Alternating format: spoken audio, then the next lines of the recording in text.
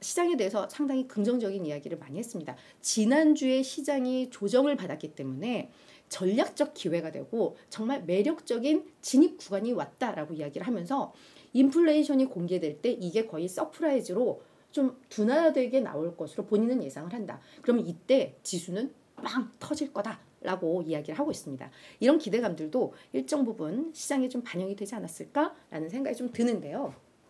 톱니와 달리 다른 사람들은 좀 부정적인 이야기들을 많이 하고 있습니다. 잠시 후에 내용을 보도록 할 텐데, 자, 우리 형통TV님, 소리가 안 들리신다는? 지금 들리시죠? 네, 이제 언제부터 안 들렸던 거예요? 초반에. 아쉽다. 네, 제가 열심히 이 누나 얘기할 때는 들어갔나요? 다시 한번 해주세요. 누나 다시 한번 해주십시오. 네, 일단 우리 형통TV님, 다비드조님 너무 감사드리고요. 말씀해주신 덕분에 저희가 음성 조절을 했습니다. 제가 오늘부터는 컨셉을 이유 누나로, 누나로 이제 가져가기로 했다라는 거 말씀을 드렸는데 내일 뭐 다시 한번 해볼게요. 다시 한번. 네, 이제 앞서서 이야기를 했어요. 그러면서 이 톱니까지는 시장 되게 긍정적으로 이야기를 했는데, 자, 부정적인 이야기들이 많이 나왔습니다. 일단 시티그룹에서는 S&P 500에 대해서 사실 미국 증시에 대한 투자 의견을 하향 조정을 한 겁니다. 그러면서 미국 주식에 대해서 기존에는 비중 확대 의견이었다면 이제는 중립이다라고 이야기를 한 건데요. 연말 목표치를 S&P 500 기준 4,000포인트로 낮췄습니다.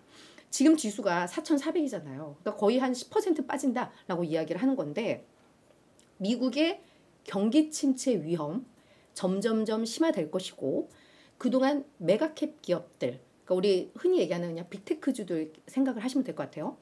이들의 어떤 성장세, 상승세 이제 점차 둔화된다. 오늘 사실 그들 다 하락하면서 나스닥 지수의 상승폭이 가장 낮았던 것과 같은 일맥상통할 것 같기는 한데요. 그런 점을 들어서 이제 시티에서는 미국 주식에 대해서 중립의 의견을 제시를 했고요. 골드만삭스는 이제 이 실적에 대해서 이야기를 하고 있습니다. 매출 성장이 앞으로는 둔화될 것이고, 이거는 뭐 긴축이라던가 인플레라던가 뭐 경기 침체로 인해서 어느 정도 불가피성은 있죠. 매출 성장이 둔화되고 기업들은 마진이 축소될 것이다. 그래서 2분기에 S&P 500 기업들의 주당 순이익이 전년 대비해서 9% 감소할 것이다 라고 전망을 했습니다.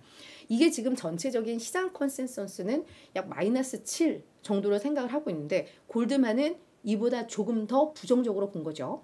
다만 골드만에선 뭐라고 했냐면, 지금 이제 시장의 눈높이가 점점 낮아지고 있는데 그 눈높이를 기업들이 그거는 웃돌 거야.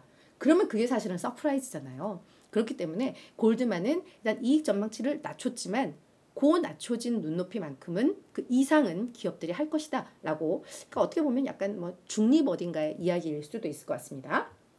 자, 이제는 모건 스탠리입니다.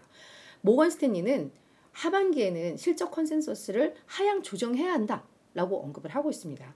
왜? 기업들의 재고가 늘고 있고 가격 결정력이 떨어지고 있어. 근데 오히려 지금 골드만에서는 이제 낮아진 눈높이라고 이야기를 하고 있는데, 모건 스탠리는 눈높이 더 낮춰야 돼라고 하면서 실적에 대한 이제 경고들, 실적 시즌이 이제 임박하면서 이런 경고들이 좀 나오고 있는데요.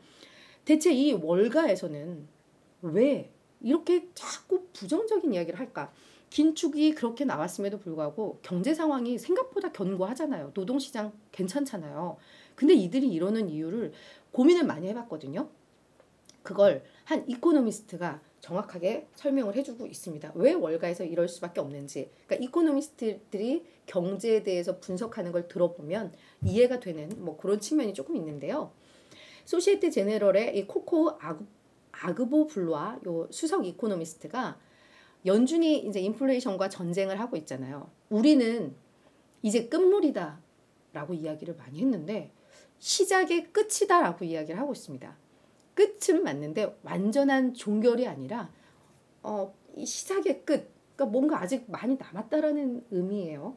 그 이유를 좀 보면, 일단 헤드라인 CPI 5월에 이게 4%가 나왔고, 6월에는 이번 주 수요일 날 발표되는 6월 CPI는 이게 약 3.1 정도로 시장에서는 예상을 하고 있거든요.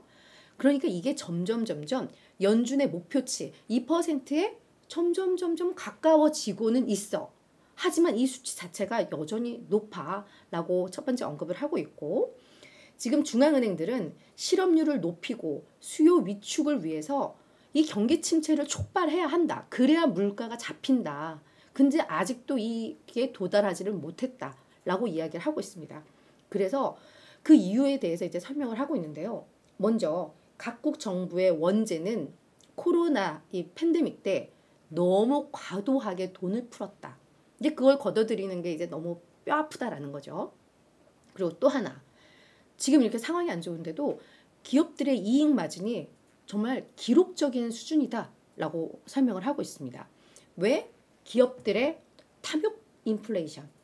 그러니까 기업들이 그동안 이제 뭐 인플레이션으로 원가가 높아져서 그걸 이제 소비자에게 전가한 것까지는 어떤 뭐 그런 순환적 흐름에서 당연한 거다라고 볼 수가 있겠지만, 어느 정도 이제 물가 압력이 완화되면서 원가가 낮아졌음에도 불구하고 일부 식료품 회사들 제품 가격 계속 올렸잖아요. 그래서 이걸 이제 그리드플레이션, 뭐 탐욕 인플레이션 이야기를 하고 있는데, 기업들이 그걸 통해서 계속해서 마진이 좋아졌다. 자, 기업들의 이익이 좋아지니까 어떻게 돼? 결국 계속 직원들 뽑아. 그러니까 이제 노동시장이 계속 타이트한 거 아니냐라고 현재 경제 상황을 찝어냈습니다. 그러면서 어차피 물가가 막 오르고 하면 소비가 꺾여야 되는데 그럼 왜 소비액은 또 양호했을까? 이 부분에 대해서는 코로나 기간에 정부에서 돈을 많이 줬잖아요. 그러니까 이제 나가지는 못하니까 돈을 못 써. 그러니까 이제 저축을 평소보다 많이 한 거예요, 가게들이. 그 저축을 가지고 지금 대응을 하고 있는 거죠. 그러다 보니까 이제 인플레라던가 긴축 환경에 대한 완충 장치가 그 초과 저축이 완충 역할을 하고 있고, 결국 이게 또 기업의 재무 상황을 개선시키고 이게 노동시장의 탄력성을 유지시키면서 결국 통화 긴축의 어떤 영향, 경기 침체, 인플레 둔화, 이걸 이제 지연시키고 있는 거다라고 해석을 하고 있습니다. 그러면서 연준은 결국 경기 침체를 유발할 때까지 금리를 계속 인상해야 할 것이다 라고 언급을 하고 있습니다. 앞서 돌아가 본다면, 그러니까 이 월가에서도 이러한 설명들, 이러한 논리를 바탕으로 봤을 때 경기 침체가 그냥 우리가 뛰어넘는 게 아니라 그냥 그 시간이 계속 지연되고 있는 거다. 그래서 지금이 아니면 그 다음 분기고 이게 계속 지연되고 있기 때문에 앞으로의 전망은 계속해서 좀 보수적으로 할 수밖에 없다라는 게 이제 다 설명이 가능한 부분인 것 같아요. 그래서 시장에서는 일단 상반기에 너무 좋았기 때문에 얼마 전만 하더라도 그럼 하반기도 좋아 막 이랬다가 최근 들어서 이제 다소 이게 톤 다운을 하는 그런 움직임들이 나온다는 것들, 저희도 그거는 좀 알면서 대응을 해야 되겠고, 중장기 투자자라면 뭐 이런 거 사실 걱정 안 하셔도 돼요. 경기는 결국 다 순환하고 증신 다 순환하기 때문에 적립식으로 꾸준하게 해서 분할 매수를 한다면 결국은 시장은 또 올라가게 되고 경기는 또다시 좋아지기 때문에 뭐 이런 거에 일희일비할 필요는 없고 큰 그림들 이런 것들만 좀 그려가시면 어떨까라는 생각이 좀 듭니다.